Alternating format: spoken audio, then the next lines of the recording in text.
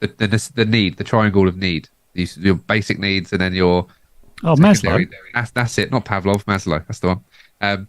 But you can, once you get out of the I need food to live and I need water to live and I need clothes to live or whatever. That's where that necessity that Leeds refers to factors into the more of the secondary stuff. A lot of people's will be similar. I mean, there are enough people on the planet that, just by the process of elimination and frequency, that will happen. But, a lot of people will say that work is a necessity. Well, I can't not go to work. Well, of course you can. But there'll be consequences if you don't. But you don't have to go. So what's in it for me? Well, you get your rent paid, or you get your mortgage paid.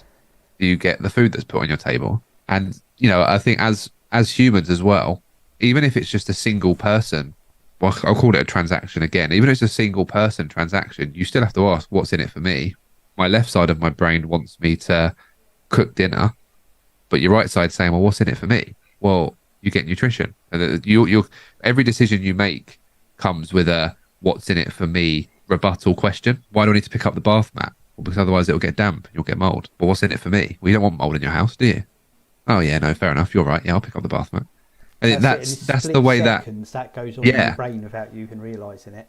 By the time you've got up in the morning and turned your alarm off and gone to the toilet and made breakfast, you've already asked yourself what's in it for me about 60 times. Or minimum, and you haven't even realised it, and that's all in the decision making of life. So you can really boil it down, and you can deep it, if you like, more so than what you would in a lot of other scenarios. And it's quite interesting when you look at it that granularly. It's so funny you saying about the bath mat and then what's in it for me, because when my daughter was at university at the moment, but when she was here, she'd go in the bathroom, have a shower, and not pick up the bath mat, and she was definitely not thinking, oh, I'm going to be like, it's like my dad or my mum will pick it up. That's what it's in for me. I don't have to do it because they're going to pick it up. I just love that analogy. I just think, I know exactly which daughter did it as well. Does it all the time. But now they're in their own flat. They're picking up it all the time because they don't want to pick it up. So now they're really thinking about, if I don't pick this up, no one else is picking this up. I have to pick it up. So I really like that, by the way. Necessity button clicking in, isn't it? Yeah, it's now because now I'm not there, or they're living away. They're having to be more responsible, and so it kicks in more. I love that though, because it's a really thing. It's like when I was younger, and I would leave stuff about. I wouldn't do the washing up, and then mum will pick it up or whatever, and then go, why do you do that? So again, there is that thing, and as I say, I think as you grow older, I think you definitely think of that more, because you don't want the hassle of, I'll pick up later, or the hassle of doing things later. I think that's a really good point.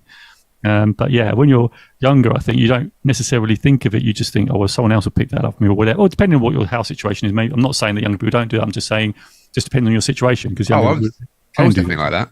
I was definitely like that, and in some ways I still am. You rely on the benefits of your parents, right?